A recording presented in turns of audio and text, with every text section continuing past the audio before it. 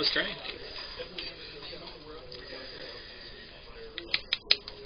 All right, everybody, welcome back to Round 2 action for tonight's Friday Night Magic Tournament at Lost Legion Games and Comics in South Charleston, West Virginia. My name, as always, is Zachary Evans. I'm joined right now by Garrett Meadows, Round 2 bye. Who is the Round 2 bye.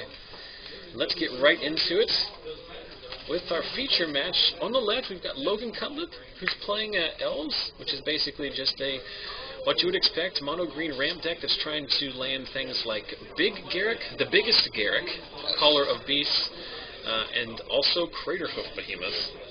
Logan missed a second land drop, but on turn 3 found the land for the Druid. We're going to swing 2. So, and Vinnie's deck is playing, and we're going to see a Doomblade on the Archdruid to stave off that attack slightly.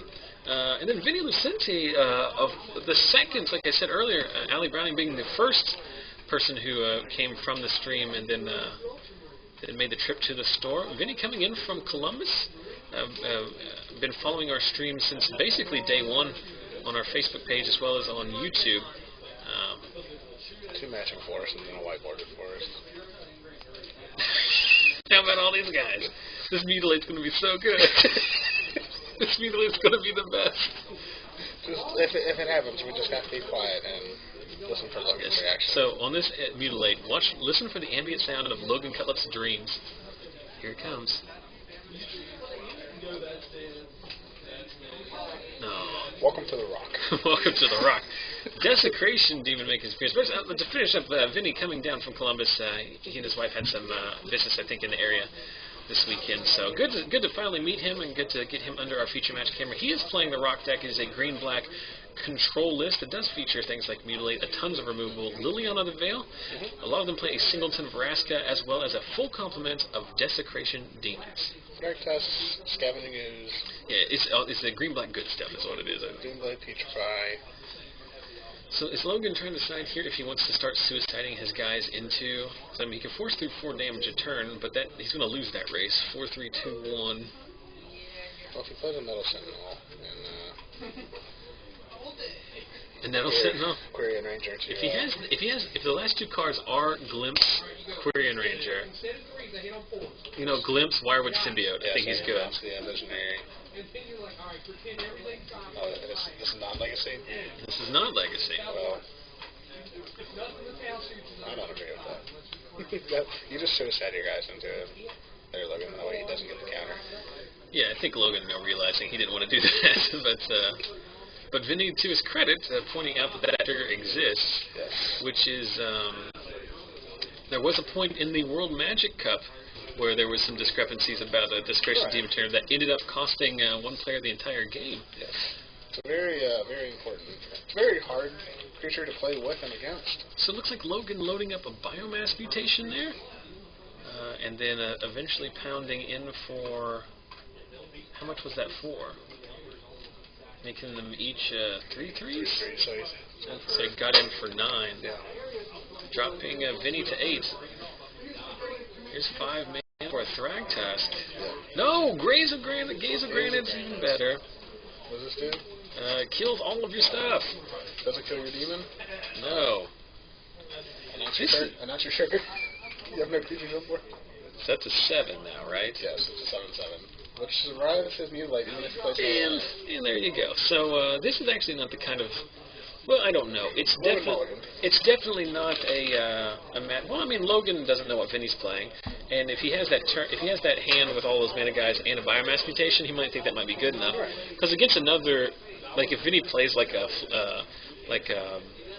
turn 1 Stromkirk Noble, I think Logan's thrilled about his spot. But even still, like if Vinnie didn't have the Doomblade on the Elf Shark Druid there, let Logan go to keep the Druid and not be interrupted on his Biomass mutation. Vinnie was just dead. Yeah, it was a good draw, but just not against. This has got to be a rough matchup for Logan to begin with, because he's got. Vinnie's deck just has so much removal. Vinnie doesn't have a very good answer for Craterhoof Behemoth, as most decks don't. Well, he's got a Doomblade. So big as the trigger. It does. It's not. I mean, the Craterhoof Behemoth never kills anybody. It's the trigger that kills.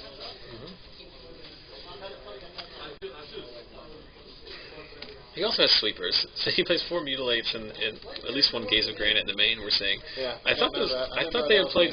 I thought they played him in the side, but I mean, you obviously play whatever cards. Well, if Vinnie watches the stream, they have. He pre-gamed for the. Some Bane Aura players. He pre-gamed against the metagame. Plus a lot of red green players. I posted that giveaway for this week immediately. Jeremy Bales got to it immediately.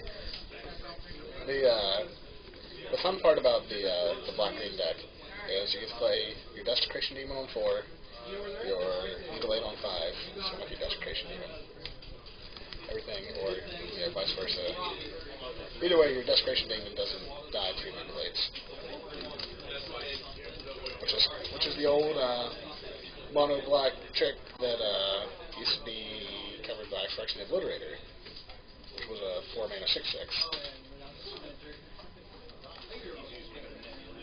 I have a cool story of getting 4 for 1 by Yin's Phyrexian Obliterator. Yin Sang? Yeah. Where is he? He's back in town, isn't he? I don't know. I haven't heard from him in a couple days. He may have slipped into some kind of Miami drug cartel or something. Probably. I mean, that's what he was going down there for. Most people are doing that these days. Before you tell your story, I do want to remind everybody that another thing most people are doing these days is heading over to our Facebook page to participate in this week's weekly giveaway, which this week is yet another 2-pack of Lingering Souls foil promos. I'm posting that link in our chat right now. And I'm also, if you're watching this after the fact, you're still more than eligible to participate. We gave away 2 of these last week, or we're going to draw tomorrow for the last week's giveaway, and we're giving away 2 more this week, courtesy of Cliff Markham, who hooked us up with some giveaways for the last few weeks, and a few more to come. How do you do this? It's simple. You follow the link, or you go to our Facebook page at facebook.com/ZachSellsMagic. Look for the most recent giveaway post that I made at 7:40 on Friday night, on 8:23 if you're watching later. It says we're giving away Lingering Souls Pokas. The first thing you're going to do is like the Facebook page, and then you got 3 ways to enter on Facebook: like, comment, and share the post. It also shows up in my Twitter feed at ZachSellsMagic on Twitter. Follow me and retweet there, so 4 ways to enter each week. And then next week we'll draw to see who wins these promo Lingering Souls. It is played in all formats. It is. All formats. It is not... not so much a vintage. No, I'm sure it could be. Delver is, but that's a little bit too slow, I think. 3-cost sorcery in Vintage is like a 7-cost sorcery. And turn 1 Lingering Souls. So Zach Villianco will be playing Lingering Souls in Vintage. Just if you prorate those relationships. But I don't know exactly what these gentlemen have in their sideboards. I can only imagine Vinnie is bringing in more copies of Gaze of Granite. If he has one in the main, I'm sure there's one in the board. Curse of Death's Hold as well. Logan definitely trying to bring in some non-creature permanents that is going to help them against Sleeper and Destroy type effects. Probably cards like Primeval Bounty. Primeval Bounty, yeah. Garrick. Just, maybe we probably won't bring in Triumph of Ferocity if he has it, because giant creatures on Vinnie's side of the board. But just basically anything that doesn't die to Mutilate is what he's trying to bring in. One thing I did notice, no Thragtusks. Maybe he brings in Wolfish Silver. That's good against Mutilate. Thragtusk count at 0? Where it should be. Only a few more weeks. Put me on next round. We got like a week. Coach. We've got like one month more of Thragtusk, right? Yes. Then it's all Species of Revelations. Great. 4 matches goes back down to 4 Species of Revelations. So Logan on the play here, leading off with Surprise, 1-drop Mana Dork. Deck plays 12, right? Yes. Does he miss his second land again? Elvish Visionary, drawing Miracled land there. Golgari Charm here off the top would be oh my goodness. Nope. Vinnie doesn't have that. I don't know. I'm sure he's playing some number of them, but I don't know. Golgari Charm good because it not only stops Logan's main board lane, but stops any. There's an Archdruid. That Logan brings into the sideboard. So if you're Logan here, you go ahead and serve in for 4, right? You don't. Why is he leaving 1 back? Well, he's just stacking on it. Yeah, but you're just loading into a bigger. Well, I guess in this case, like 1, 2, 3, 4, 5, 6, 7. It's lethal next yes, turn. lethal next turn unless Vinnie has an answer to the Archdruid, which I'm sure he does. Well, he paused Logan whenever he played the Archdruid. So he's abrupt. You think he has a tragic slip? There's an abrupt. Because So, in response to the static ability. what kind of mana does he have here? 1, 2, 3, 4, 5. So 5 mana. 6 mana. 6 with that one. So they can play Garrick. Yeah. There's a... Yevra at sorcery speed? Is there any particular reason why you would do that? You don't realize that slash. He's also leaving 2 dudes back. Oh, he could have an instant speed card here. What instant speed card costs double white? Costs double green. Double green, yeah.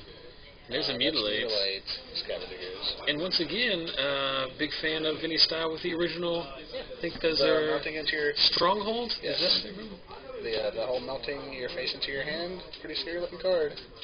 Well, here's the 2 drop that he had. So Pretty sure it's Scavengers. interesting choice of lines by Logan. I think I would just run out the Archdruids, and then after he kills the Archdruid, I think I would just make him beat what's on board before I would add anything else. Yeah, I definitely don't know what the Sorcerer Speed game was about. I think he just forgot. Logan is one of the players at Sword that's capable of forgetting about things like that. That's Creation Demon. Facing down a... what is this card? What was it? Oh, that's probably a plummet type effect. Destroy target creature flying. Well, Logan's going to get him here with these 1/1s. I don't know what plummet effect costs 2. Does plummet just... Yeah, plummet just costs 2, right? I'm just going to confirm that there's a plummet. What was that? A plummet? Yeah,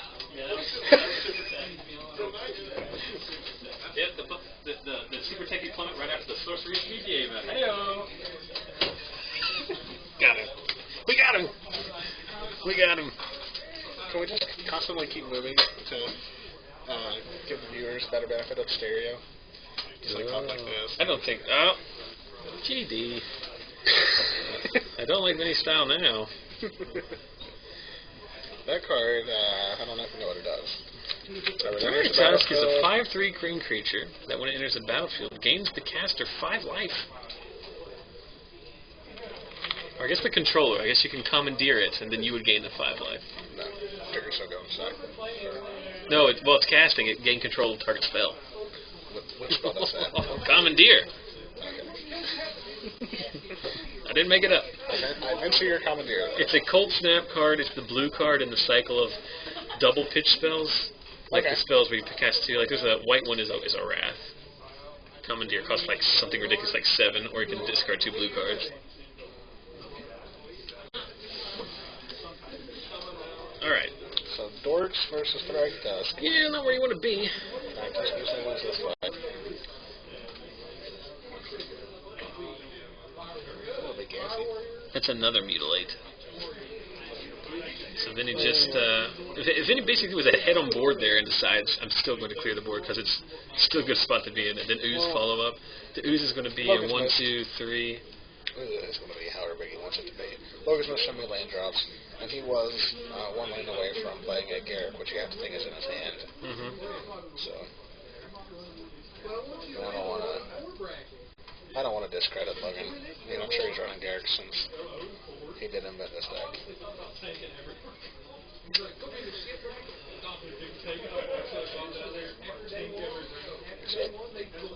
Murder on the, does it play like 1 copy of Murder? I don't think it does. Why would you play Murder instead of Putrefy? Putrefy? I have no idea. Maybe he just doesn't have Putrefy. Maybe he runs 4 Putrefy on Murder. That's entirely possible. He did have a mainboard Gazer in it, so. That is a Murder, right? Yeah. That was a Murder. And more importantly, we see the Scavenging Ooze, which is a main board card in the Rock deck, which is basically as big as you can ever want it to be in this matchup. Yes. It's a 5/5 right now. Yep. Logan just trying to survive here. This game was over when the Mutilate happened. Yes. Exile 3 of your dudes. Well, the chat's asking why they play Murder over Putrefy, which is a question I have. Why play Murder over Doomblade is because Murder kills Olivia and Doomblade does not. Right. That's a... Now, over Putrefy is a question we could ask, but over Doomblade is very much a decision based on metagame. Vinnie sign blooding himself. Not playing around drawing the second sign of blood and killing Logan there. Crater Hook for 3? Not good enough. And so Logan loses a matchup that I would imagine if they played this 10 times, Logan would win 1 or 2. Yes. I really think that it's up against him. Which is unfortunate because I really wanted to see Logan's deck take off, but I also wanted to make sure Vinnie had an opportunity to play on camera. But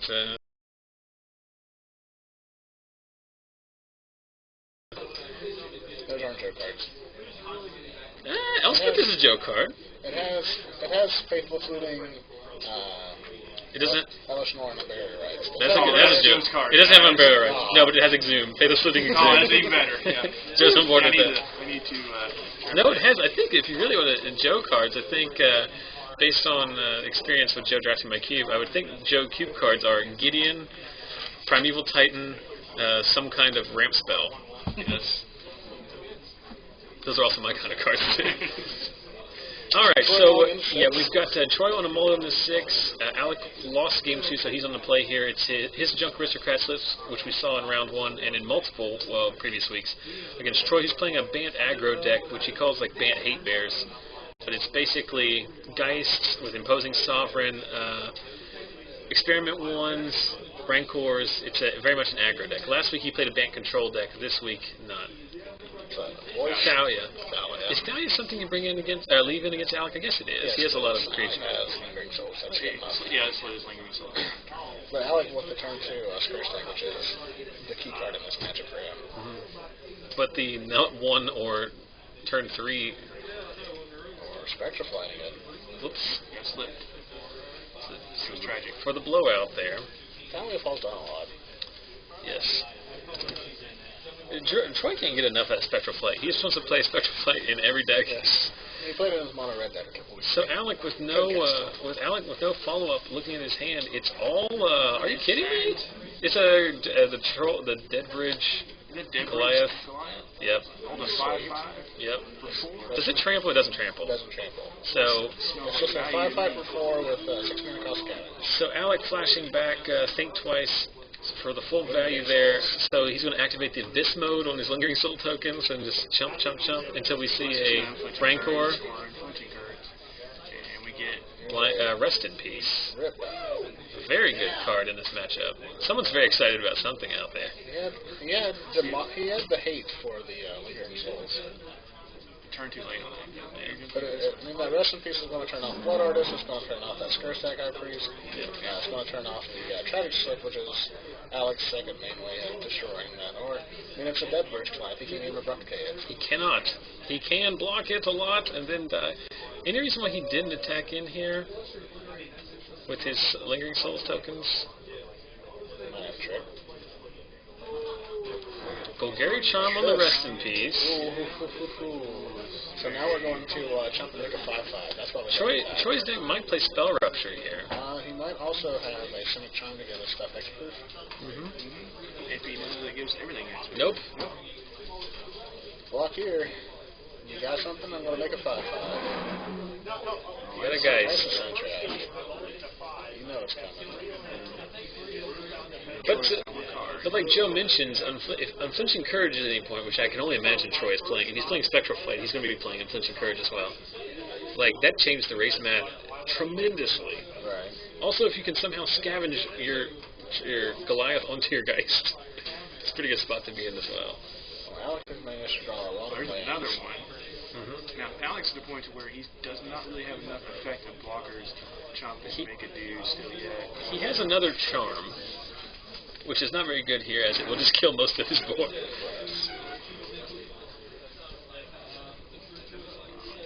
Draw go. I think the longer the game goes, the better position Alex is going to be in. Yes. Blood Artist. Very good draw. Not only is that a good draw because of his incremental life gain, but it's a good draw because it gets him another creature. Gavity right there? Yeah, I think Gavity. What are you saying, Garrett? It allows him to block with his 2 spirits and then still be able to activate a spirit stack High Priest. Right.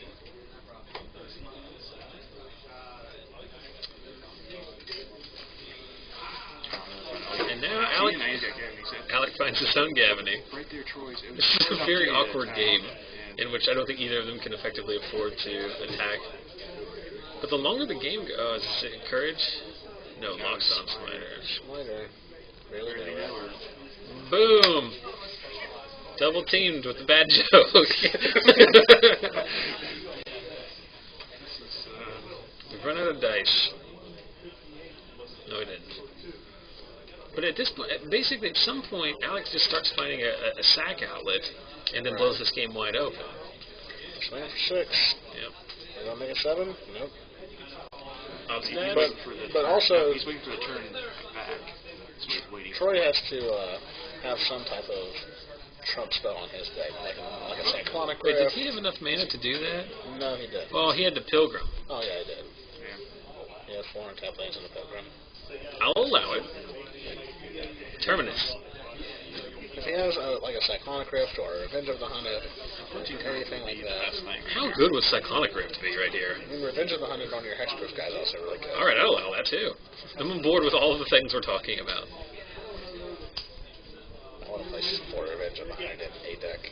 Troy cannot wait to not attack. He needs to attack here, trying to push something. Voice. Voice or his heritage, do you have a response from Alex? He has enough power on board to make it effective. You can activate abilities and not trigger the voice. What does the voice trigger off of it? It's just the sorceries. So Or just spells. Spells. Here we go. Everybody. Smiter. Everybody with a Gavany activation available. Triggering. You can activate Gavin and give that Angel +1/+1. Alec, want to go ahead and make the changes for him? I'm sure you can line up the blockers. We had to dig out the blue die from Troy's pocket. Most die, this is a new record. Most die ever on board at any point. So block the 7/7. Yeah. Block. Block the other 7s. No, those are 8/8s. Yeah. Ooh. Block the Smiter. Block the 6/6. Take 5, 9. 5, 9, 5. Smite on that. What's the rule here? Do we remind him of the voice trigger, or is that a May, or what do we do here? He can miss it. Is it a May? Is it a May? It's a triggered ability. It's also FNM. I think it's a May. I think he's Is he dead anyway? At least that right. It wouldn't matter because all Alex stuff flies anyway, right? From the Blood Artist triggers and the Gavany activation. The next card was Courage. So let's see. Troy takes at least 5 damage from the Blood Artist triggers, untaps with a 8/8 demon effectively from the Gavany Township. Yeah. Takes him down. Could he also? I'm thinking he could also activate his Blood Artist net, couldn't he? Maybe not, because I think the Blood Artist jumped. Yeah, the Blood Artist died in that combat. Oh, well, it's a pretty good game. We saw the most dice ever featured on our stream before. I noticed that week by week the drag count has declined. Yeah. I've been missing a lot of FNMs. That's true. That's been, you have not been rocking the junk anyway. That's because that's the best thing that could ever happen to us in life, is for that to... I'll punch you. Look, if you look, it looks like Zach is wearing a cup hat. I'm wearing a Tiny Cups hat. The tiniest Cups hat. So there are 7 minutes left in the round. I'm wearing a Tiny Cups hat. That's the state of the... That's what things have come to here at the Lost Legion live stream. We're drinking Diet Coke. We only have one track test, and I'm wearing a Tiny Cups hat. So there's 7 minutes remaining in the round before we get into round 3. 4 rounds of Swiss tonight, followed by Cut to Top 8. Can we do the giveaway? We did the giveaway. You mean the drawing? Yeah. I always do that afterwards. It's too hard to do. There's like over 100 participants, and it's hard to... I do that on Saturdays while I'm laying on the couch watching TiVo. Thank you very much. We talked about Theros spoilers?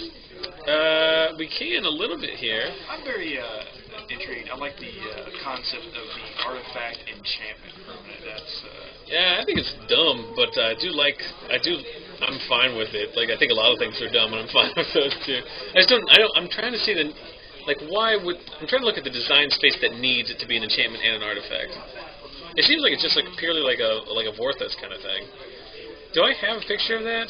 maybe there's something that's going to interact with artifacts. So here's what we're talking about. We're talking about the Bident of Thassa, which was spoiled this week, theoretically spoiled, I should say. And I don't have it on my computer, because it's on my phone.